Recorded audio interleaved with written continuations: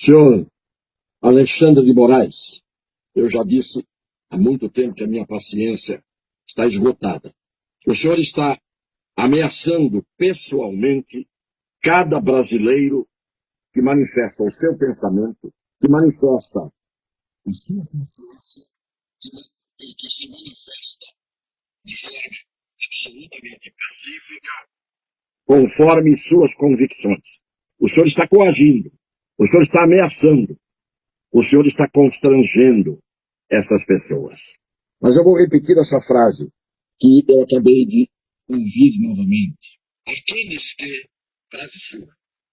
que criminosamente não estão aceitando, aqueles que criminosamente estão praticando atos antidemocráticos, serão tratados como criminosos. Então o senhor olhe para o espelho, porque criminosamente o senhor vem agindo há muito tempo. Eu posso aceitar o que eu quiser e não pratico crime. Uma grande parte do povo brasileiro, milhões de pessoas, podem não aceitar o que quiserem, sem praticar crime. O senhor diz aqueles que criminosamente estão praticando atos antidemocráticos. Onde está a definição de atos democráticos? Na sua mente, na sua cabeça? É o senhor que define? É o senhor que decide o que são atos antidemocráticos? Eu posso, pessoalmente, achar que o senhor praticou inúmeros atos antidemocráticos. Eu posso achar que o senhor praticou inúmeros atos inconstitucionais.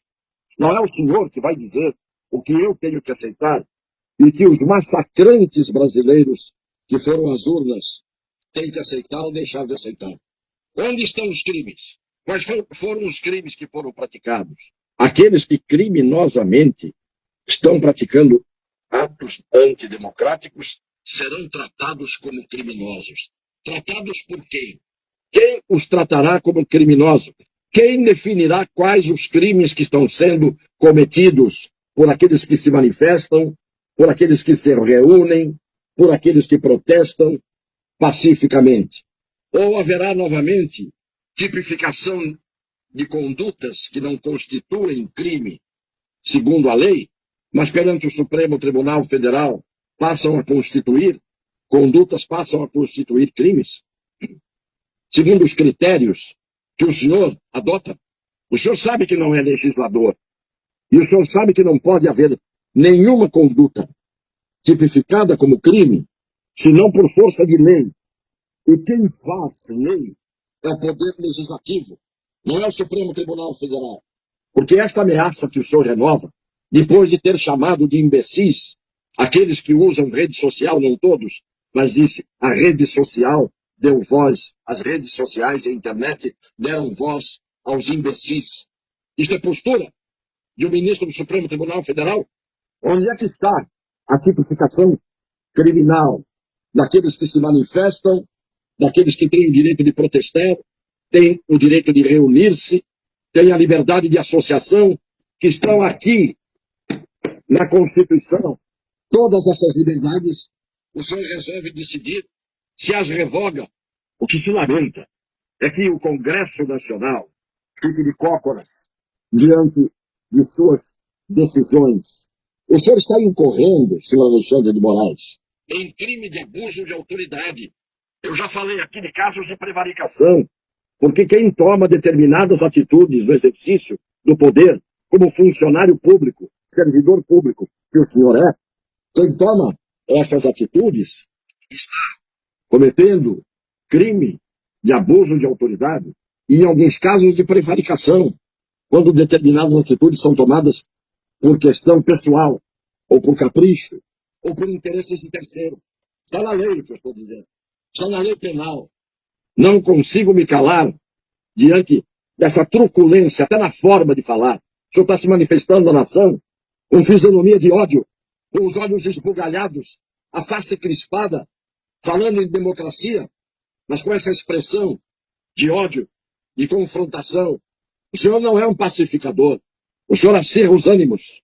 O senhor provoca. E era preciso que alguém dissesse isso ao senhor, pessoas que o senhor ouvisse. Não é a mim que o senhor ouvirá. nem eu tenho essa pretensão de querer que o senhor me ouça. Quando as facções criminosas no Rio de Janeiro comemoraram o resultado do primeiro turno das eleições, brandindo suas armas absolutamente bélicas, não são os revólveres e as pistolas de baixo calibre que são vendidas, a qual tem direito de portar cada cidadão de bem. Ali ninguém tem porte de arma. Aquelas armas não são armas fabricadas no Brasil. Aquelas armas não têm o porte permitido, nem a aquisição. E quando todos aqueles metralhavam, as suas armas funcionavam em sinal de regozijo pelo resultado da eleição, eu não vi ninguém do Supremo Tribunal Federal tomar uma atitude, dizer uma palavra. Agora, a multidão que foi do norte ao sul do Brasil, do nordeste ao centro-oeste, que foi às ruas, de forma pacífica, manifestar-se, manifestar seu inconformismo, manifestar o que quer que seja garantida essa multidão pela Constituição e pelas leis, o senhor vem fazer ameaças. E o senhor não está sozinho nisso. O senhor não está sozinho nesse comportamento de uma alta magistratura que tinha que ser mediadora, embora não tenha essa função constitucional. Pacificador foi o presidente Bolsonaro, por exemplo, que pediu às multidões que estavam nas ruas para não impedirem a liberdade de locomoção, a liberdade de ir e vir, que não incitou os seus massacrantes eleitores, porque não houve nada massacrante na diferença proclamada, divulgada, relatada dos votos de cada um nessa eleição.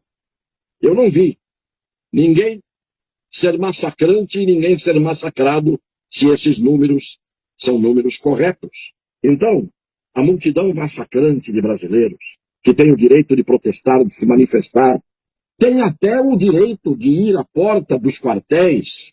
Por que não? Onde está o crime de alguém se dirigir à porta dos quartéis? Agora o senhor vai mandar prender milhões de brasileiros que em incontáveis cidades do Brasil saíram às ruas ou foram pedir intervenção?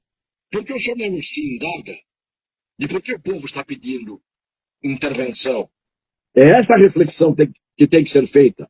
Ao longo de pelo menos um ano para cá, houve muito motivo pelo descumprimento da Constituição e das leis para deixar o povo achando que a justiça, segundo uma grande parte, massacrante parte do povo, deveria vir dos tribunais. Há hoje, no seu pronunciamento, um constrangimento imposto ao povo brasileiro. Um constrangimento. O que é o constrangimento ilegal que está na Lei Penal? O que é a ameaça que está prevista na Lei Penal? Por eventos já ocorridos, todo mundo hoje tem medo no Brasil de ser preso por decisão de meia dúzia de detentores de poder absoluto, que não é dado a ninguém pela Constituição. Mas, por enquanto, eu digo parabéns, presidente Jair Bolsonaro, que pediu aos seus seguidores que desobstruam a passagem daqueles que têm que ter preservado o seu direito constitucional de ir e vir. Parabéns. Parabéns àqueles que, se manifestando, acabaram abrindo espaço para que a liberdade de ir e vir e a reclamação constitucional de liberdade ocorresse. É mais do que suficiente o que eu disse aqui. E não se trata de um desabafo e de uma manifestação de um indignado. Trata-se de alguém que insiste contra as forças antagônicas ao meu espírito libertário, constitucionalista, legalista e amante do direito, de poder dizer, por enquanto, o que eu penso, o que eu sinto e o que eu quero. E o que eu penso, sinto e quero está tudo dentro desta Constituição. Eu não gosto de usar a expressão 4 linhas da Constituição, como diz o presidente Jair Bolsonaro e outras pessoas, outros juristas de verdade, porque as 4 linhas, para quem segue as regras das 4 linhas, muitas vezes é quase que equivalente as quatro paredes de uma cela. Não fica Uai, seu app de vídeos curtos.